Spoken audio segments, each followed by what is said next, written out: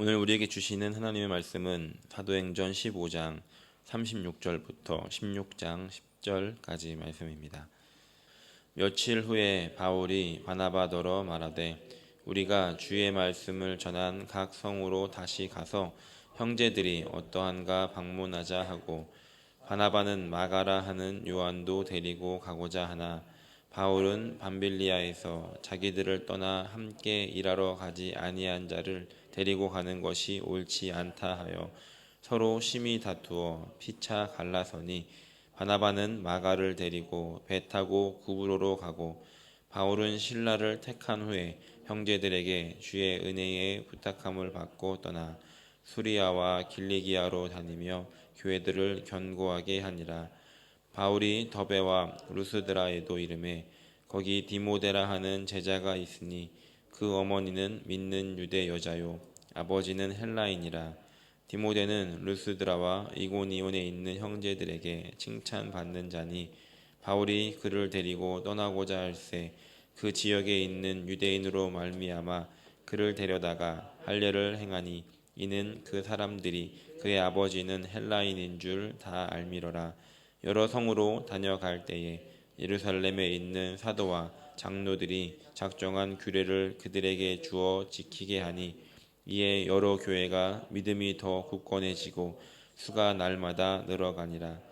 성령이 아시아에서 말씀을 전하지 못하게 하시거늘 그들이 부르기아와 갈라디아 땅으로 다녀가 무시아 앞에 이르러 비두니아로 가고자 애쓰되 예수의 영이 허락하지 아니하시는지라.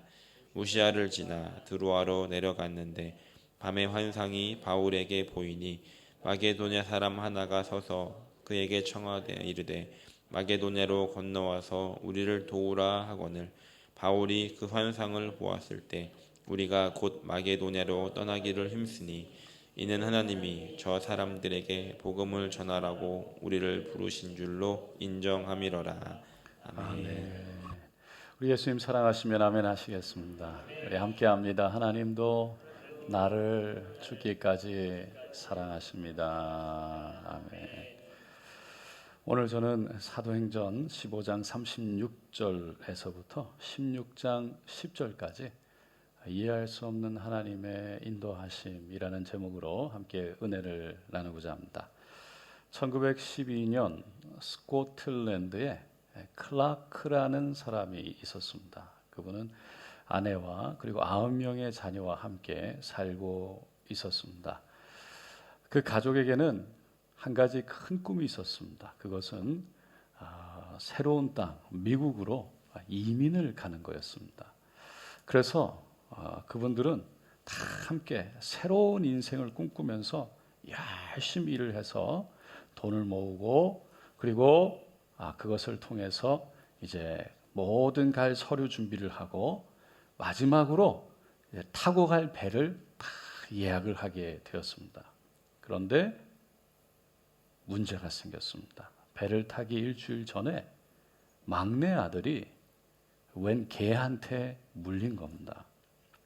의사가 와서 바로 그 물린 상처를 꿰매기는 했지만 혹시 광견병에 걸릴 수 있기 때문에 그때 행정 절차에 따라서 의사는 그 집 대문 앞에 노란 표지를 붙여야만 했어요. 그것은 광견병에 걸릴 수 있으니 이 집을 멀리하라는 경고 표시였습니다.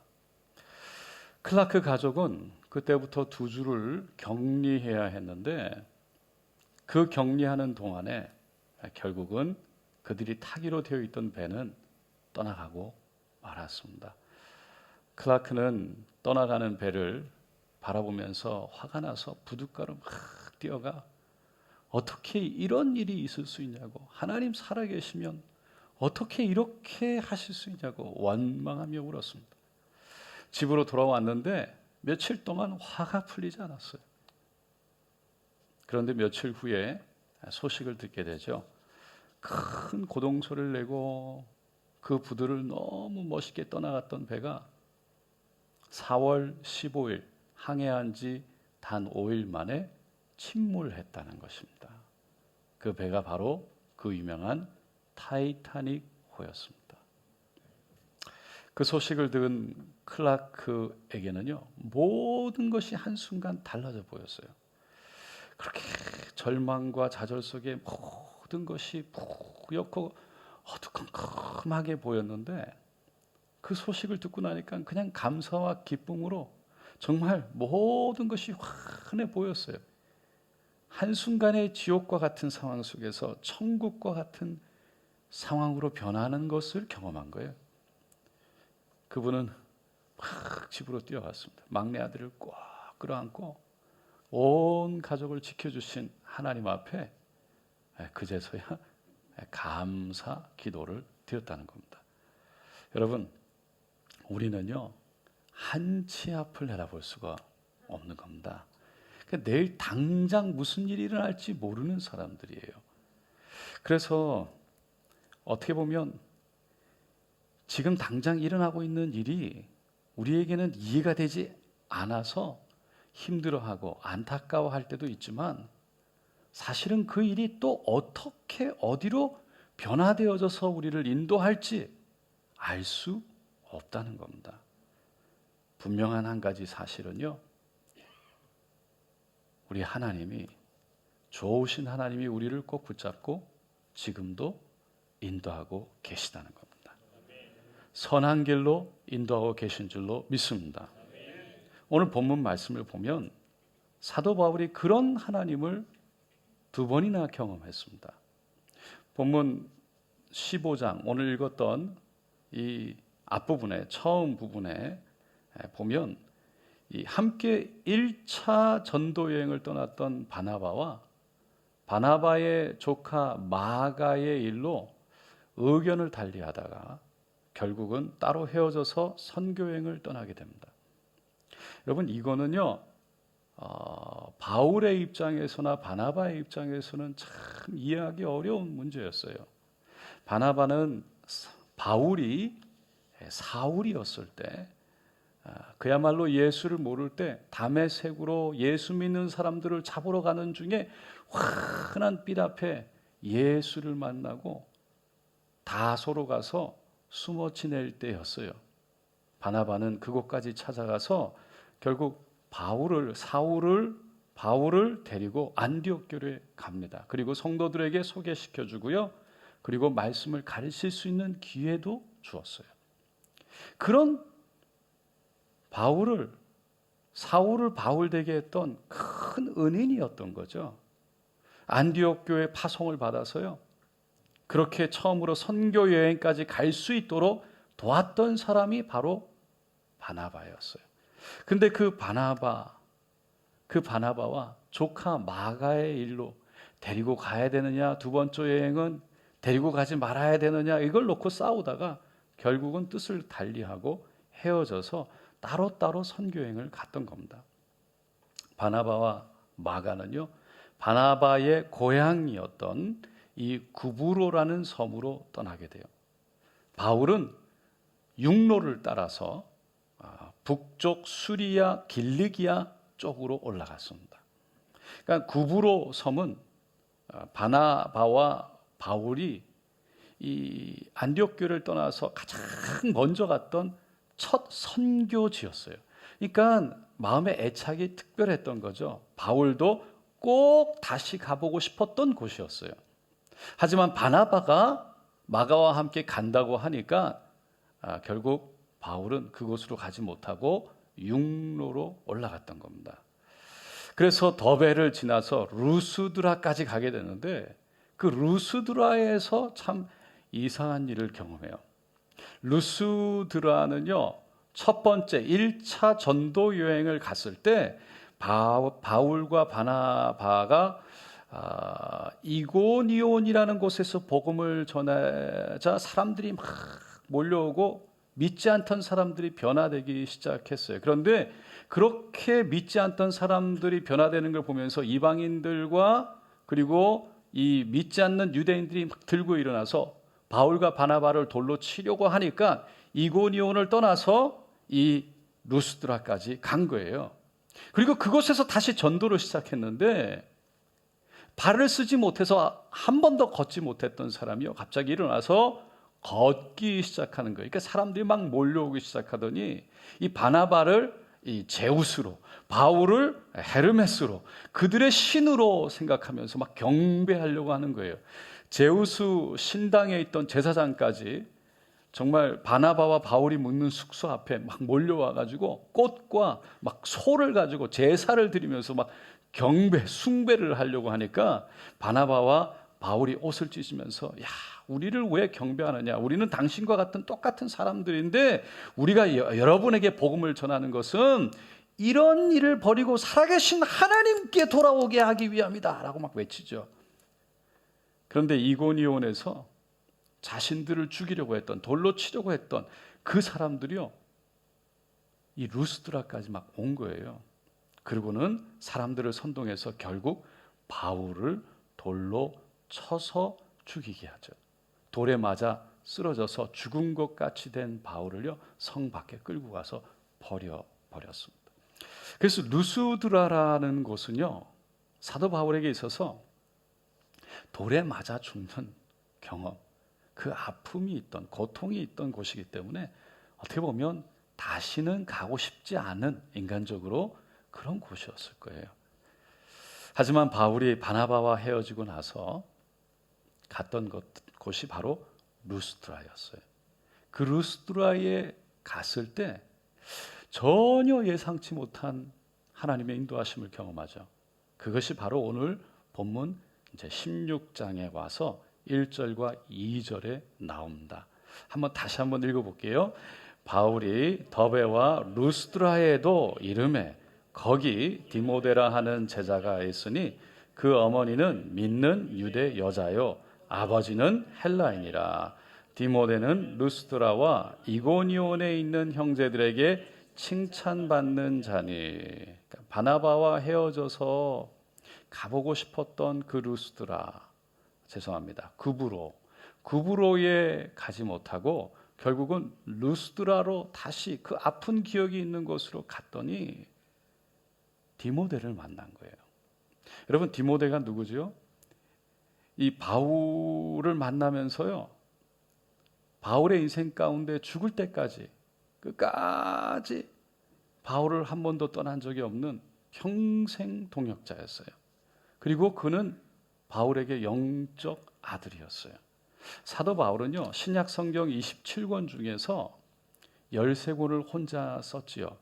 근데 13권이요 모두 다 편지였어요. 그 편지 중에 이 2통이 편지가 디모데가 직접 쓴 것이고요, 4통은 디모데와 함께 썼어요. 그리고 나머지 편지에도 곳곳마다 바울이 쓴 편지마다 아들 디모데의 이름을 부르면서 그에게 부탁하는 여러 가지 글들이 나오고 있습니다. 그럴 정도로 바울에게 있어서 디모데는 매우 특별한 사람이었던 거죠.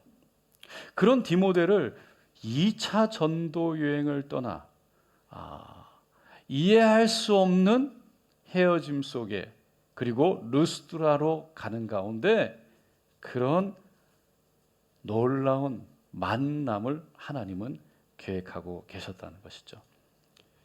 미국 선교사들이요, 아프리카 에티오피아에서 메노나이트 교회를 개척하게 되었습니다. 근데 순식간에 그 교회가 성장을 해서 5천여 명의 성도가 모이게 되었어요. 그런데 어느 날 공산주의가 들어와서 에티오피아를 장악하고 교회를 심하게 핍박했습니다. 선교사들이 견딜 수가 없으니까 결국은 다 본국으로 떠나게 됐죠. 교회 건물은 압수당하고 교회 리더들은 잡혀서 감옥에 들어갔어요.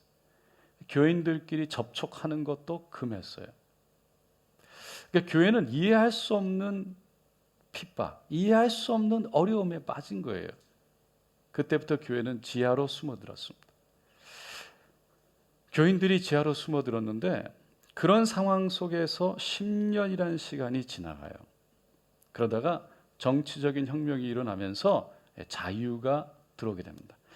공산주의가 무너졌어요. 그래서 교회에 남아있던 지도자들이요 다시 모였습니다. 그리고 성도들을 다시 부르기 시작했어요.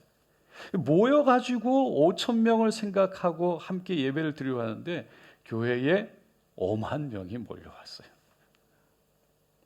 도대체 어떻게 된 일인지 공식적인 집회도 없었고요. 목회자도 없었어요. 근데 어떻게 이런 일이 가능했는지 학자들이 가서 연구를 해보니까 결과가 뭐였냐면 소그룹 예배 모임이 숨어서 계속 진행되고 있었어요. 메노나이트 교회 성도들이요, 공산주의에서 공식 모임이 다 끝이 나니까 조용히 소그룹 예배로 가정에서 예배를 드리고 서로를 위해서 기도하고 서로 위로하고 격려하면서 그렇게 믿음을 지켜가다가 한 명, 두 명 전도하기 시작한 거예요.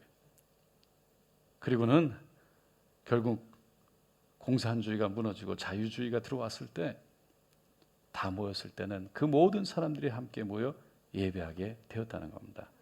여러분, 내일 일은 알 수가 없다는 거예요. 지금 일어나는 일이 비록 힘들게 보이기도 하고 어렵게 보인다 할지라도 그게 다가 아니라는 거예요. 그거를 우리는 늘 기억해야 됩니다. 그래서 지금 일어난 일이 끝이 아니라는 것을 늘 기억해야 돼요. 지금은 이해할 수 없지만 하나님은 반드시 하나님의 때에 하나님의 방법으로 합력하여 선을 이루어 우리를 인도하시는 줄로 믿습니다. 이렇게 이해할 수 없는 하나님의 인도하심은요, 오늘 본문에서 6절로 7절 말씀해 보면 두 번째 계속해서 이어져요. 6절 7절입니다. 다 같이 읽어볼게요.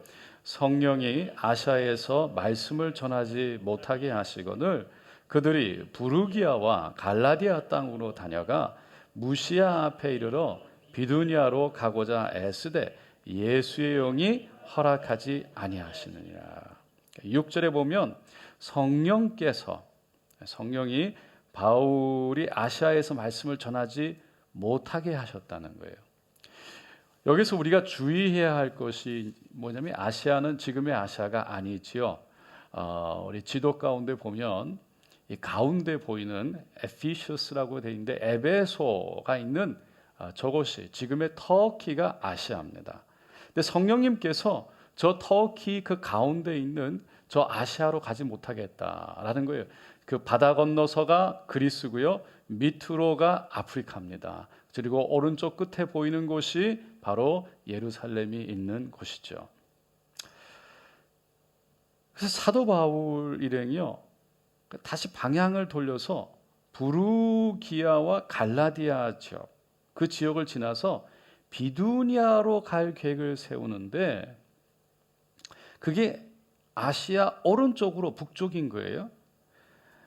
근데 이번에도 그때도 성령님이 허락하지 않으셨어요. 그래서 바울이 지도 한가운데 쪽, 지금 저 에베소, 무시아를 지나서 드로아까지 가게 됩니다. 근데 드로아에서 마게도냐, 저 그리스 지역에 그 마게도냐 지역 한 사람이 나타나서 우리에게 와서 도우라라고 손짓을 하니까 그것을 보고 결국은 마게도냐로 가는 것이 하나님의 뜻이라고 생각을 하게 돼요. 그리고 배를 타고 지금 빨간 글이 있는 것처럼 위쪽에 배를 타고 마게도냐, 빌립보가 있는 곳으로 건너가지요. 사실 그 당시에 비두니아라는 곳은요, 유대인들이 많이 살았던 곳이었어요. 그래서 어떻게 보면 그곳으로 가서 전도하는 것이 사도 바울 입장에서는 너무나 당연한 것이었을 거예요. 그게 맞게 보였을 거예요. 그런데 성령님이 막으셨던 거죠. 그 길로 가지 못하게 하셨어요. 성경은 왜 성령님이 에베소, 유대인이 많이 있는, 사람이 많이 있는 비두니아로 가지 못하게 했는가? 왜 그곳에 복음을 전하지 못하게 했는지에 대해서는 말씀하고 있지 않습니다. 그러나 분명한 것은 성령님이 인도하셨다는 거예요. 여러분, 하나님의 인도하심은 반드시 선한 줄로 믿습니다. 그걸 증명하는 것이요, 바로 오늘 본문 마지막 10절 다음에 나오는 11절 이하의 말씀에서 알 수가 있어요. 11절에서 14절까지인데 한번 다 같이 읽어볼게요. 우리가 드로아에서 배를 떠나 사모드라게로 직행하여 이튿날 네아폴리로 가고 거기서 빌립보에 이르니 이는 마게도냐 지방 첫 성이요 또 로마의 식민지라. 이 성에서 수일을 유하다가 안식일에 우리가 기도할 곳이 있을까 하여 문밖 강가에 나가 거기 앉아서 모인 여자들에게 말하는데 두아디라시에 있는 자색옷감 장사로서 하나님을 섬기는 루디아라 하는 한 여자가 말을 듣고 있을 때 주께서 그 마음을 열어 바울의 말을 따르게 하신지라. 바울은 배를 타고 마게도냐 첫 성이었던 이 빌립보에 도착해서 안식일을 어디서 지킬까, 어디서 기도할까, 기도할 곳을 찾고 있다가 루디아라는 여자를 만난 거예요. 루디아는 자색 옷감을 파는 여인이었대요. 그러니까 자색이라는 것은 보라색을 말하는 거예요. 보라색 옷감이에요. 이 보라색이라는 것은요, 그 옷감은 그 당시에 아무나 입을 수 있는 옷이 아니었어요. 보라색은 권력과 성공의 상징이었어요. 그래서 다니엘 시대 때 벨사살 왕이요, 그 잔치를 베풀고 귀족들과 함께 먹고 마시는데 석화벽에 사람의 손가락이 나서 무슨 글을 쓰니까 이거를 해석하는 사람에게 자색 옷을 입혀서 나라의 세 번째 자리에 앉히겠다라고 말했죠. 부자와 나사로의 이야기에 보면 부자는 자색 옷감을 입고 있었습니다. 예수님이 마지막 고난을 받을 때 로마 병사들이 예수님을 모욕하면서 입혔던 옷이 왕권을 표시하는 자색 옷감이었어요. 그러니까 자색 옷감을 팔았다는 건 그 당시 고위 관리들, 부자들과 거래를 하는 비즈니스 우먼이었다는 거예요. 그래서 사도 바울을 집으로 모실 정도로 여유가 있는 그런 루디아의 마음을 하나님께서 열게 하셨고요. 그리고 사도 바울을 모셔서 결국 루디아를 통해 빌립보의 교회를 세우게 하셨다는 겁니다. 그것이 성령님이 마게도냐로 인도하셨던, 비두니아로 가지 못하게 하고 에베소로 가지 못하게 하셨던, 그래서 루디아를 만나게 하신 하나님의 인도하심이었다는 겁니다. 여러분, 하나님이 우리를 인도하시는 방법은요, 우리가 다 미래를 알고 가게 하는 것이 아니에요. 우리에게 앞으로 일어날 일들을 다 보여주시고 인도하시지 않는다는 거예요. 전도서 7장 14절에 보면 형통한 날에는 기뻐하고 곤고한 날에는 되돌아보아라, 이 두 가지를 하나님이 병행하게 하사 사람이 그의 장래일을 능히 헤아려 알지 못하게 하셨느니라. 오늘 본문에서도 하나님이 바울을 인도하면서 어떤 일이 있을지 미리 얘기해주고 이해시켜서 끌고 가지 않으셨어요. 그것은 바울뿐만 아니라 아브라함의 때도 마찬가지였죠. 히브리서에 보면요, 아브라함이 갈 바를 알지 못하고 어디로 갈지 모르고 하나님이 인도하셨는데 그냥 하나님께 이끌려서 나갔다라고 말하고 있어요. 모세를 인도하실 때도 마찬가지였어요. 홍해 앞으로 인도하셨잖아요. 그 홍해 앞에 갔을 때 도망갈 데가 없었어요. 오른쪽과 왼쪽에 산이 있었고요, 앞에는 홍해가 있었어요. 뒤에는 애굽 군대가 있었죠. 여러분 생각해 보면 애굽에서 그 이스라엘 백성들을 이끌고 모세가 나왔어요. 그리고 인도해서 나아갔어요. 이스라엘 백성들이 모세를 따라갔어요. 그런데 모세가 그 홍해 앞에 서게 될 것을 알았더라면 끌고 가지 않았을 거예요. 이스라엘 백성들은요, 그 상황 속에서 이제는 죽었구나.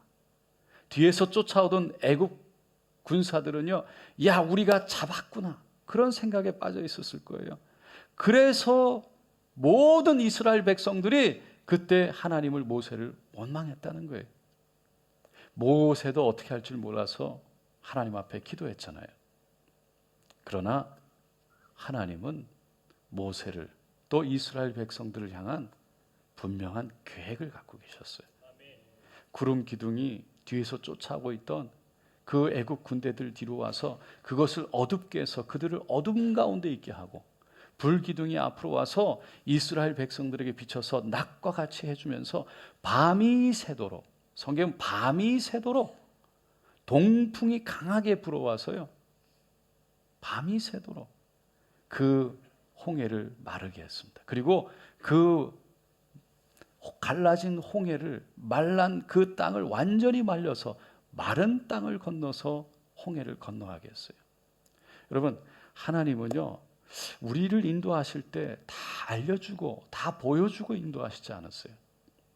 그런데 하나님은 반드시 분명한 계획을 갖고 계시다는 거예요. 우리 앞서 가세요. 근데 그것을 다 모르니까 때로는 밤새도록 기다려야 돼요. 밤이 새도록 하나님의 때에 기다리는 것이 두렵지요. 어떤 일이 일어날지 모르니까 힘이 들지요.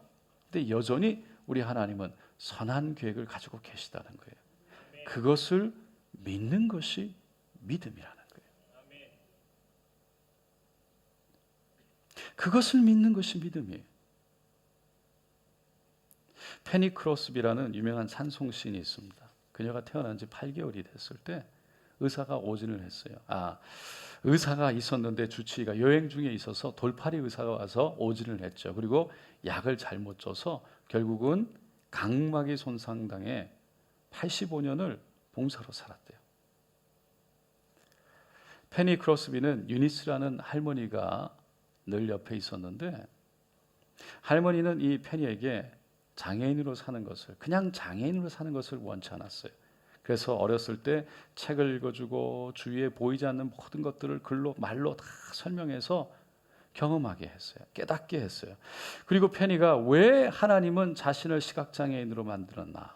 라는 질문을 할 때마다 하나님은 실수가 없으신 분이란다. 실수하지 않으신단다. 라고 얘기해 줬어요.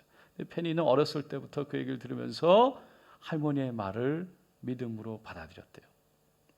그렇게 성장하면서 하나님이 주신 은사를 발견하게 되는데, 그것은 바로 찬송시를 적게 되는 거였어요. 성장하면서 앞을 바라보지 못하니까 그 마음속에 다른, 그 삶 속에 다른 오감이 발달하면서 이 네 가지 다른 감각이 발달하면서 하나님을 섬세하게 경험하기 시작합니다. 그리고 자신이 경험한 그 하나님을 글로 써내기 시작했어요. 찬송시로. 그렇게 크로스비가 남긴 찬송시가요, 무려 9,000편에 해당한대요. 그러니까 지금까지 이 세상에 어느 누구보다 가장 많은 찬송시를 남긴 사람이 바로 이 페니 크로스비라는 거예요. 그녀가 죽기 전에 마지막으로 사람들 앞에 서게 되었습니다. 그리고 이런 고백을 남겼어요. 하나님이 나에게 주신 가장 큰 축복은 나를 외적으로 눈을 장님 만들어서 세상의 것에 혼란되지 않고 내적인 눈을 떠서 더 진실된 하나님을 볼 수 있게 한 것입니다. 세상에서 단절됨으로 하나님과 하나 되었고 하나님이 원하시는 소명에 최선을 다할 수가 있었습니다. 여러분, 하나님은 우리가 바라볼 때는 실수가 있으신 분 같지만 하나님은 실수가 없으신 분이라는 겁니다. 계획을 갖고 계신데 그분의 계획은 언제나 선하다는 거예요. 그래서 선지자 이사야를 통해서 이사야 55장 8절로 9절에 하나님은 이렇게 선포하셨어요. 다 같이 읽어보겠습니다. 이는 내 생각이 너희의 생각과 다르며 내 길은 너희 길과 다름이라. 야훼의 말씀이니라. 이는 하늘이 땅보다 높음같이 내 길은 너희의 길보다 높으며 내 생각은 너희의 생각보다 높음이니라. 하나님은 우리의 계획보다 더 좋은 계획을 가지고 있는 줄로 믿습니다.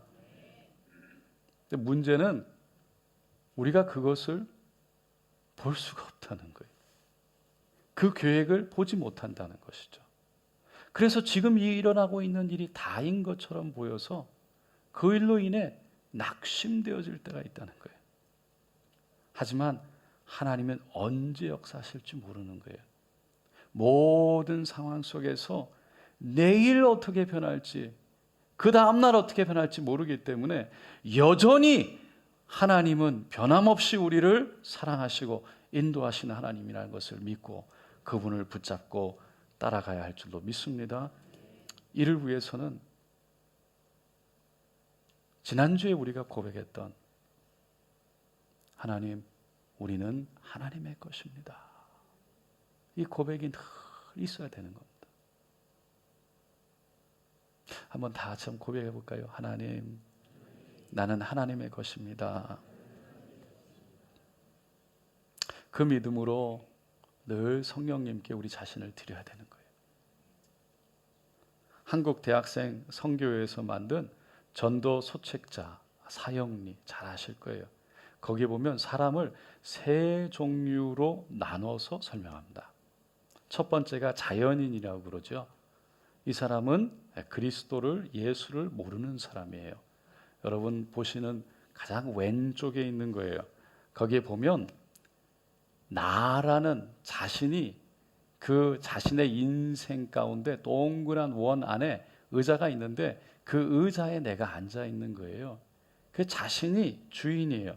내 인생의 주인이라고 생각해요. 그래서 그 인생의 원 안에 그리스도는 밖에 나가 있어요.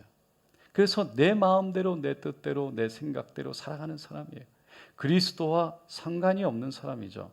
근데 두 번째 그림, 가운데 있는 그림은요, 여전히 내가 의자에 앉아 있지만 그리스도, 십자가가, 그리스도가 원 안에, 내 인생 안에 들어오셨어요. 그래서 우리는 예수를 구주로 모셔드리긴 하는데, 교회를 가기는 하는데 여전히 성숙하지 않은 그리스도인이죠.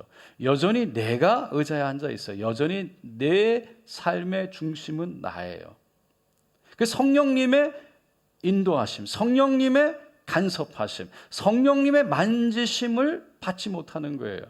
왜냐하면 내 삶의 주인은 여전히 나이기 때문에 그 삶을, 주인의 의자를 그리스도께 내어드리지 못했기 때문이죠. 근데 세 번째 그림은 십자가가, 예수가 그 의자에 앉아 계시고 나는 그 의자 앞에 무릎 꿇은 모습이에요. 그게 그리스도, 본어게인 성도라고 말합니다. 그때부터 하나님이 다스리는 삶이 시작된대요. 그때부터 성령님이 인도하시는 삶이 시작된대요.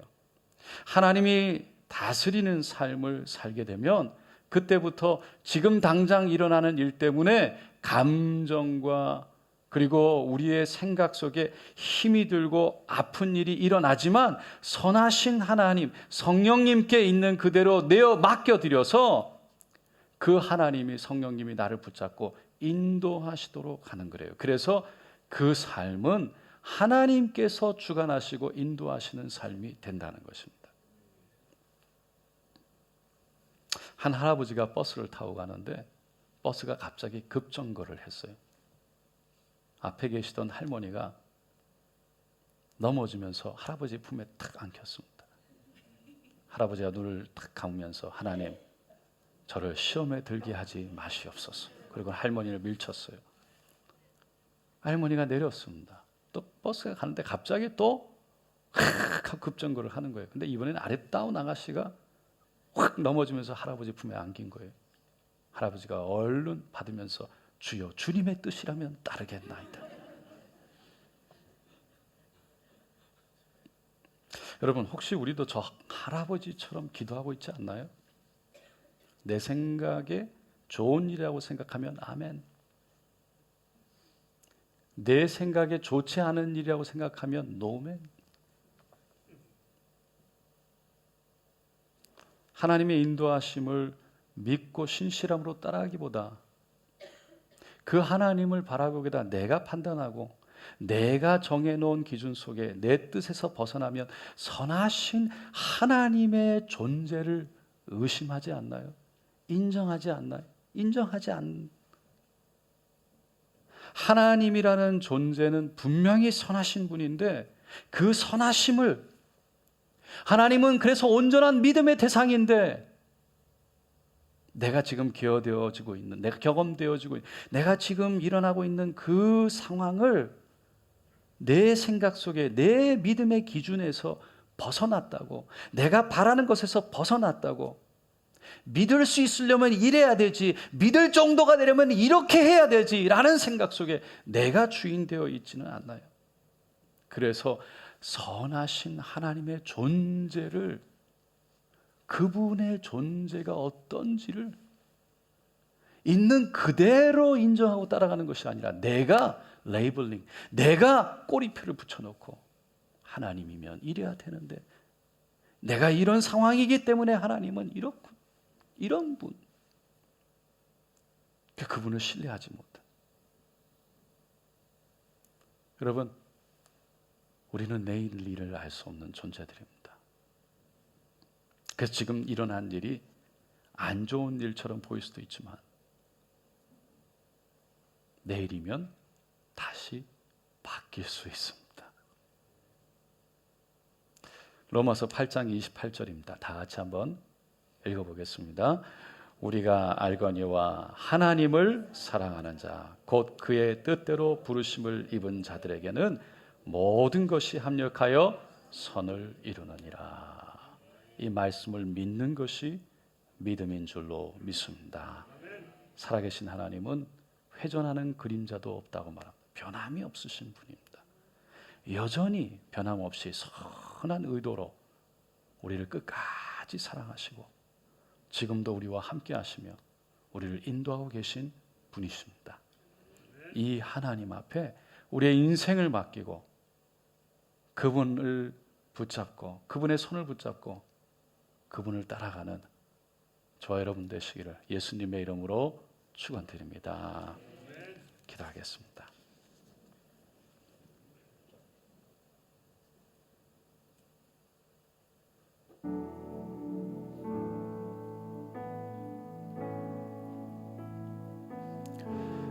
여러분, 사람이기 때문에요, 좋지 않은 일이 일어나면 당연히 마음에 힘이 들고 아프고 어렵고 때로는 절망이 오고 지치고 그렇지요.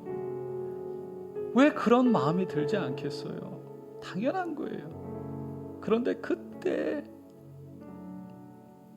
말씀의 약속을 붙들고 여전히 나를 사랑하시며 여전히 나를 붙잡고 인도하고 계시는 그분을 바라보는 것이 믿음이지요. 왜?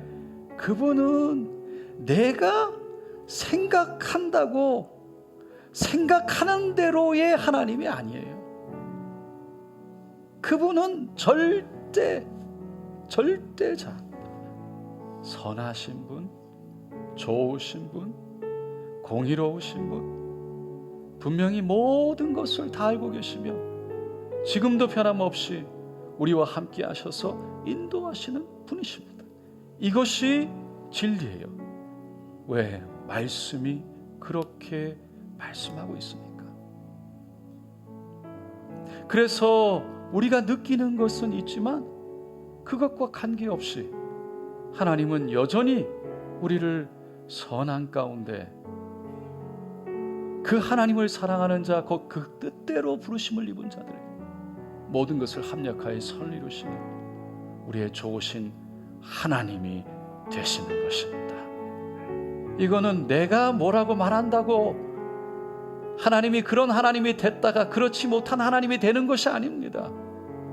그분은 여전히 변함없이 선하신 하나님이십니다. 오늘 이 시간 그 믿음 고백하기를 원합니다. 여러분, 우리가 살아가면서 왜 힘든 일이 없겠습니까? 왜 아픈 일이 없겠습니까? 왜 기도 제목이 없겠습니까? 오늘 이 시간 그것마저 다 주님 앞에 맡기기를 원하고요. 그리고 구하라, 찾으라, 두드리라 그랬으니 우리가 구하지만 또 찾고 믿음으로 하나님 앞에 아뢰지만 그 가운데 역사하시는 하나님, 인도하시는 하나님, 선한 길로 인도하시는 하나님을 믿고 날마다 일어나 하늘을 향해 손들기를 원합니다. 끝났다고 주저앉아 있지 않기를 원합니다. 하나님을 바라보기를 원합니다. 우리 주여 세움 부리고 기도하겠습니다. 주여, 주여, 주여. 할렐루야, 할렐루야, 할렐루야, 할렐루야, 할렐루야. 하나님, 주님 바라봅니다. 주님 의지합니다. 주여, 할렐루야.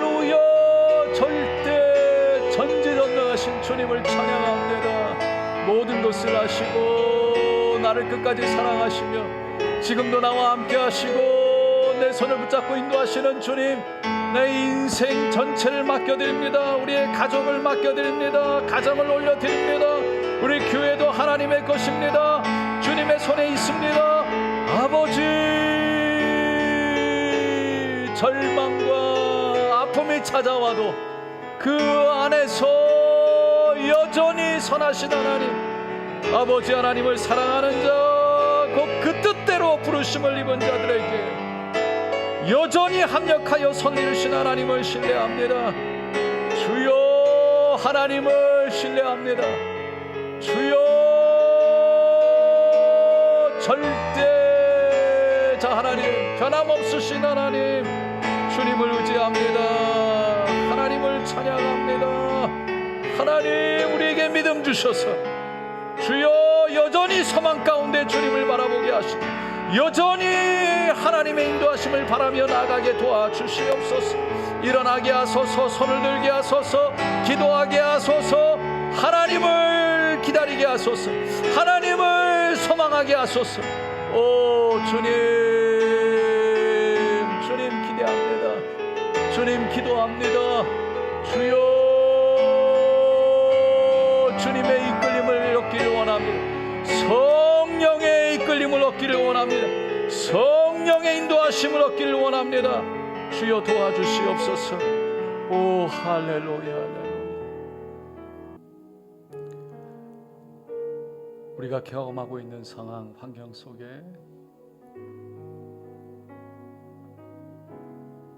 그 내가 느껴지는 감정, 느껴지는 생각들, 그것을 하나님과 동일하게 생각하게 되는 것이 어쩌면 사람의 모습인지 모르겠습니다. 굉장히 자연스러운 것일 수 있어요. 믿음은 하지만 그런 것이 아닌 것입니다. 믿음은 그것을 거슬러 말씀해서 주님은 여전히 변함없는 우리의 느낌과 생각, 상황과 환경을 뛰어넘어 변함없는 하나님 되시는 하나님이십니다. 오늘 이 시간 하나님, 주님 바라보기를 원합니다. 주님 의지하기를 원합니다. 내 삶에 다시 한번 내 마음의 중심에 주님이 그 내 인생 주인의 의자에 앉아 주시고 고백되어지기를 원합니다. 나는 하나님의 것입니다. 나는 주님의 것입니다. 성령님 오셔서 나를 다스려 주시고 인도하여 주시옵소서. 오늘 이 시간 우리의 인생을 주님 앞에 내어드리고 맡기기를 원하시는 믿음 가운데 주님 따라가기를 원합니다. 여전히 찬양하기를 원합니다. 여전히 예배하기를 원합니다. 여전히 기도하며 믿음 가운데 나아가기를 원합니다. 주님, 절망과 아픔 가운데 주저하는 것이 아니라 일어나 소망 가운데 손을 들기를 원합니다. 고백하시는 분 손을 가슴에 얹어주시고,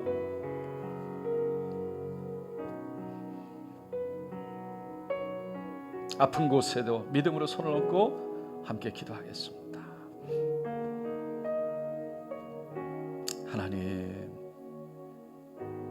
우리가 하나님을 사랑한다고 고백하면서 하나님을 하나님으로 보지 못하고 그래서 하나님을 따라가는 것이 아니라 내 감정과 내 생각으로 그 기준에서 벗어나면 따라가지 않고 그 기준에서 맞으면 따라간다고 고백하는, 나도 모르게 내 마음의 중심에 내가 스스로 주인 삼아 주인 되어 앉아 있지는 않았는지 하나님 고백합니다. 모든 상황과 환경 속에서도 여전히 주님은 내 인생의 주인 되심을 고백합니다. 나는 하나님의 것입니다. 주님 다스려 주시옵소서. 인도하여 주시옵소서. 통치하여 주시옵소서. 주님, 내 인생 주님께 맡겨드리길 원합니다. 모든 상황과 환경 속에서 주님 바라보기를 원합니다. 무릎 꿇기를 원합니다. 엎드리기를 원합니다. 손을 들기를 원합니다. 주여, 이 손을 붙잡아 주시옵소서. 인도하여 주시옵소서. 하나님을 하나님 되게 하여 주시옵소서. 오늘 이 시간 나사렛 예수 그리스도의 이름으로 명하노니, 하나님을 하나님 되게 하지 못하고 내가 주인 되어 예수를 주라 고백하면서도 여전히 내 뜻대로 내 인생을, 내가 내 뜻대로 인도하려고 했던, 그렇게 거짓 가운데 어둠 속에 내 눈을 가렸던, 내 귀를 가렸던 모든 사단의 거짓은 떠나갈지어다. 그 어둠 속에 앞을 보지 못하고 하나님을 의지하지 못해서 좌절과 절망 속에 주저앉아 내 뜻 가운데 내 인생을 좌지우지하려고 했던 모든 사단의 권세, 거짓말들은 떠나갈지어다. 예수 그리스도의 환한 빛 가운데 밝혀 보여 미래가 보이지 않지만 그 사단의 모든 거짓이 드러나 하나님 진리 가운데 여전히 나를 붙잡고 인도하시는 그 하나님의 손을 보게 하여 주셔서, 주님 그 손 붙잡고 그럼에도 불구하고 하나님을 하나님 되게 하여 주시옵소서. 하나님을 예배하게 하여 주시옵소서. 하나님을 찬양하게 하시옵시고 주님을 의지하게 하여 주시옵소서. 오늘 이 시간 예수 그리스도의 이름으로 명하노라. 모든 질병과 병마와 고통과 아픔은 떠나갈지어다. 사라질지어다. 예수의 보혈로 바르고 덮고 채우더라. 모든 악한 것은 떠나갈지어다. 주여 임재하여 주시옵소서. 우리의 약한 부분을 만져주시고 치료하여 주시옵소서.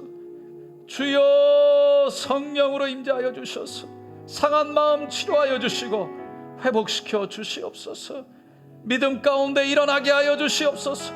소망 가운데 하늘 향해 손을 들고 기도할 수 있도록 도와주시옵소서. 용기를 주시옵소서. 주님을 찬양합니다. 여전히 주님을 찬양합니다. 여전히 주님을 신뢰합니다. 오늘도 만지시고 오늘도 치료하시고 오늘도 우리와 함께 하시고 인도하시는 주님, 주님이 하셨으니 주님 홀로 영광 받으시옵소서. 감사드리며 예수님의 이름으로 간절히 기도드리옵나이다.